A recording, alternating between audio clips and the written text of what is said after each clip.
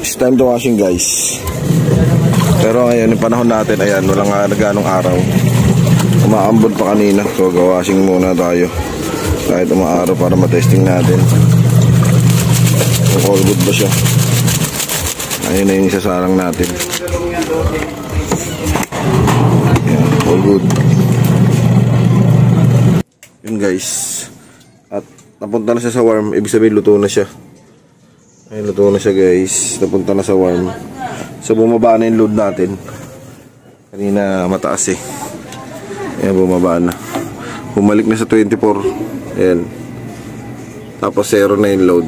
Ayan, okay. Natapos na yung ating pagluluto dun sa rice cooker.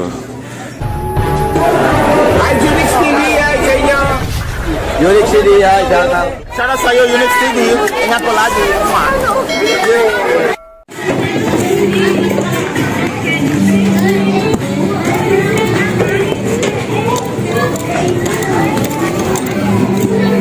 Lagay sa ilalim. Talagyan na natin siya ng bulkasin sa ilalim. Kung bakit kasi bubong natin ganito, hindi naman siya flat. Lalagyan natin ang bulkasin sa ilalim. Kahit meron siyang goma dyan, tatagos pa rin yan.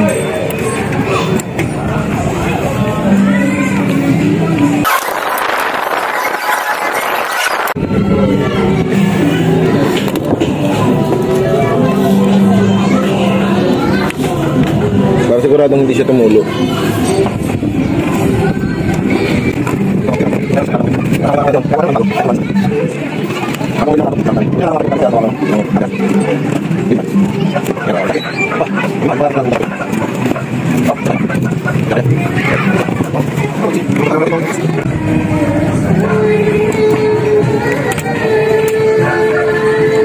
Sabit natin. Pag sabit ng rail, meron siya rito nakabaliktad. Ayan o. Ayan yung rail. Dito yung sinasabit, napasok ko dito. Yun guys, may dala nga pala kaming ano. May dala nga pala kaming outgun. Battery. Ayan. Shoutout sa battery. Kahit motonet tayo, battery yung dala natin. Ayan, dito yung pinapasok guys. Ayun guys.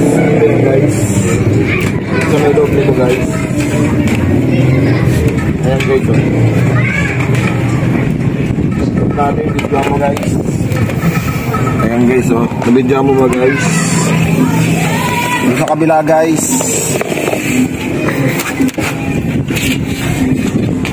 Shoot mo guys. Ayan.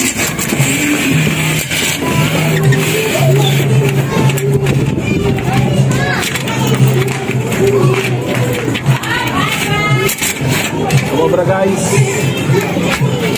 Up. Mamaya. Dulo-dulo talaga. Yan. Sakto? O, sakto lang. Pinantay mo dyan? Ganyan lang.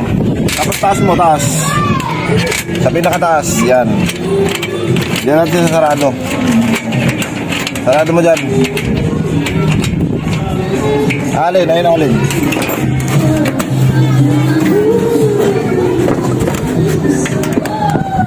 Kailangan natin itong alin na to kasi hindi kasya. Hindi kasya ng alin natin. Kaya magkapakuha tayo ng alin guys.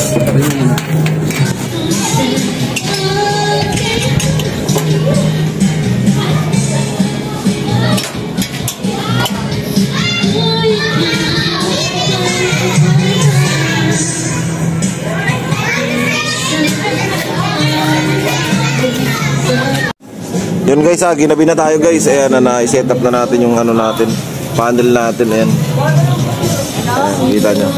Itong wire natin, papasok ko na lang dito sa ano kasi ano naman tayo, wala tayong budget pang ano. Ano, kita mo na dyan? Kunin mo.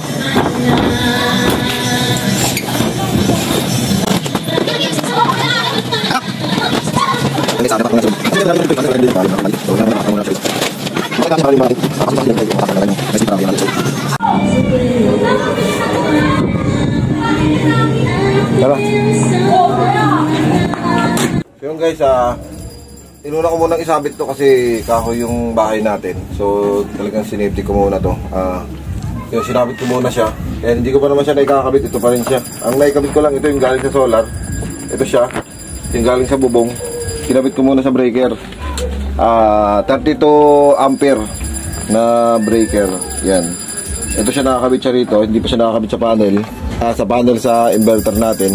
Ang una kasi kinakabit dito, hindi yung panel. Dapat ang unang ikakabit itong galing sa battery. Battery muna papunta dito sa inverter para hindi siya masira, guys. So yun, nahirapan ako kasi nag-order pa tayo ng isang ganito doon sa may shop. Pinaano ko na lang, pina-COD ko na lang. Kasi kulang, maiksi pala yung ano nila, yung built-in na built-in yung kasamang wire. Ayun lang siya, oh. So hindi siya abot dun yung battery ko kasi nandun sa likod pa. So umorder ako sa kanya, pinaralamove na lang natin. So yun, gagawa na lang muna ako ng mga wire. Ito kakabit na lang, ito yan, hinihintay natin. Tapos yung isa, ito nasa gitna, dito lalabas yung 220. Yun. Yun na lang yung gagawin na wire, yun, inaano na nilumlum. Binabalatan na nilumlum yung wire. Yan. Assistant ko. Binabalatan niya na. Lalagay natin dito yan. Para dito output. Tapos maglalagay ako dito ng saksakan na lang. Doon na lang tayo magkaksak ng mga appliances natin. So guys, samahan nyo kami. Yung nga palang natin, yung wire natin itong battery, nakakonect lang yan dito sa loob nito. Yan. Naka-screw lang naman yan, so hindi ko na videoan.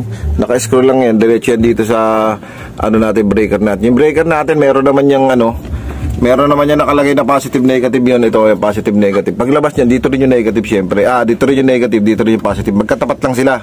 Dapat magkatapat sa positive, positive, negative, negative. Yan, dyan lang ilalabas. So ito rin papuntang battery, 24 volts yan. Yun, dalawang baterya yun sa 12 volts. Tapos yun naman, babaklasin naman natin to kasi dito tayo makukuha ng supply. Yung sinasabing 220 na supply dyan, dito yung mga galing. Baklasin muna natin to. Dapat mo dito lang para makita nila. Yung sa mga nagtatanong kung anong brand yung natin, inverter natin, ay yung natin, brand natin. Yan, LV Topson. Nabili ko siya sa AA Store. Ito yung logo nila, AA Store. Yun, shoutout sa owner ng AA Store. Napakabait nun. Tsaka talagang asikasuhin kayo. Hindi talaga kayo bababayaan. So yun, kailangan natin ikabit yan dito. Yun, habang ginagawa pa ng anak ko, ready ko na. Dito natin siya ikakabit. Ito, meron ditong port. Yan, itong dalawa, yung letter N tsaka yung letter L. Yan, yung dalawa na yan. Yan yung pagkakabitan natin ng wire. Bali yung wire manggagaling dyan, sushoot natin dito sa butas. Tapos mapupunta siya dito sa breaker. Yung breaker natin, 20 na breaker yan. Diyan natin ilalagay yan. So yun guys, medyo talaga mahirap din mag-install nito. Kaya pag meron kayong tawag dito, kakilala mag-install, pa-install nyo na lang para madali, hindi gano'ng mahirap. So yun, meron na tayo nito dalawa. Yan. Dito wala problema kahit magkapalit naman to. Itong na to, neutral tsaka problema yan kung magkapalit. So yun guys, pinatira ko na sa anak ko kasi medyo malabo na yung mata natin sa mga ganitong sobrang liliit. Shoot? Yun, na-shoot siya kanina kasi hindi ko na ilagay yung pantakip. So yun, inabang na natin yung pantakip. Yan, one hand pa yan ako pa yung nagka-camera. Partida na.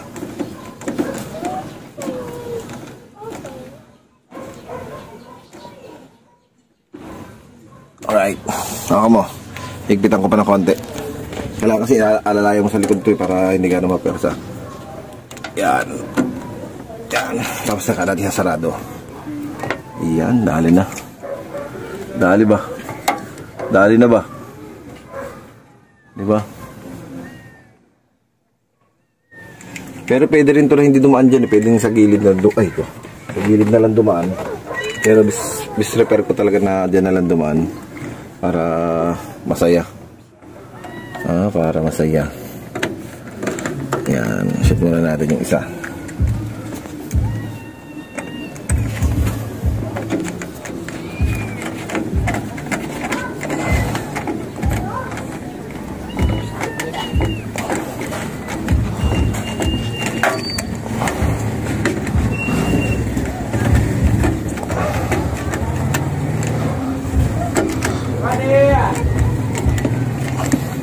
Ito nga palang na to, inverter na to, pang indoor lang to, hindi to pwede sa labas.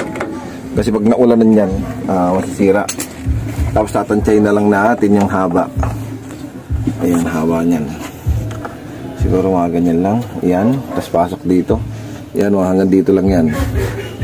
Ayan, para medyo nakatago naman yung wire natin. Pagpasok, ayan. Dito, tansyahin lang natin. Dito tayo magpuputol ngayon. Pamutol!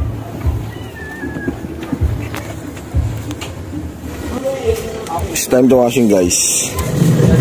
Pero ngayon, yung panahon natin, ayan, walang naganong araw. Umaambon pa kanina. So, gawashing muna tayo. Kahit umaaraw para matesting natin. Kung all good ba siya. Ayun na yung isasarang natin. Ayan, all good.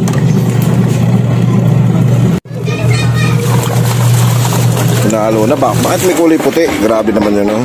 Pati puti, hinalo. Sabagay isang peraso lang naman siya. Parang kulang yata. Kulang ang tubig. Masyado siyang umi-impact.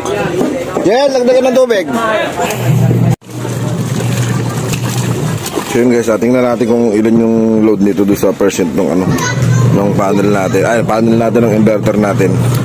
Iwan na muna natin siya kasi kusa na manghihinto yan. Tapos mamaya mag-dryer din tayo. Nakabuot kasi yung dryer namin nandito sa kabila. Tinakapan ko lang. Mamaya try din natin. Yan guys. Check natin kung ilan yung load.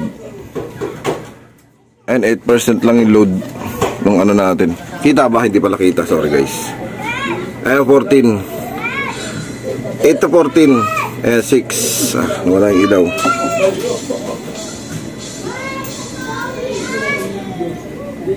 Ayan guys, so 16, sorry. Ayan, wala pang 20% yung na yun. Yung ating tawag dyan, washing. Ito nga pala yung tapos na natin. Yan yung setup. Lagay ko na rin dito sa screen kung yung natin, yung tawag dito, kung paano natin binuo to. Kasi ginaya ko lang din yung binuo natin. So ito yung para sa baterya, para sa load 220. Tapos ito yung galing sa solar. Yan guys, pinagsama-sama ko na sila dito.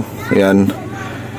Tapos yung battery natin, yun mamaya titingnan natin yung battery natin. Dalawa yung battery natin, 24 volts. Yan. Yan, ito yung baterya natin guys. Yan, medyo magulo kasi yung setup ko dito sa labas. Kailangan kasi nasa labas to para yung usok na kung sakasakaling na siya, mainit na. Yung mga particle na usok na hindi mapunta doon sa loob ng bahay, kaya nasa labas siya. Ayan po yung baterya natin. Yan, dalawa. Dalawa pala pero planning to dagdag pa. Gagawin? Ibaba. Ibaba yan, binababa. Ayan. Ayan guys, nagload tayo ng tawag dito, nagload tayo ng rice cooker. Ayan, 19%. Ayan, kaya ilaw natin 19% yung rice cooker. Ayan, to 20. Yung voltahe natin 12.3. Ayan. Sasilipin natin yung rice cooker. Ayan guys, yung rice cooker guys. Yan, bali alas 7 na ng gabi. Ayun, magta-try natin pagsaing siya. Kung kaya ba niya makapagsaing dito sa rice cooker. Kabibili lang din namin itong rice cooker. Testingin namin kung kaya ba niya. Kaya sabi ni seller, okay daw, kaya daw ng rice cooker. Yung guys, after 20 minutes, ayun, kumukulo na siya. Halos patapos na rin. Ayun, malapit na siya. Tapos yung baterya natin, ayun, check natin ang ating baterya. Ayan, 22.4 yung battery natin. So babawi na lang siya bukas. Malamang kasi hindi pa nag-charge na maayos to kanina. Tinesting lang natin guys. Ayan. Yun guys, at napunta na siya sa warm. Ibig sabihin luto na siya. Ay, luto na siya guys. Napunta na sa warm. So bumaba na yung load natin. Kanina mataas eh. Ayan, bumaba na. Bumalik na sa 24. Ayan. Tapos 0 na yung load. Ayan, okay. Natapos na yung ating pagluluto dun sa rice cooker. Yung rice cooker nga pala natin 1000 watts yan.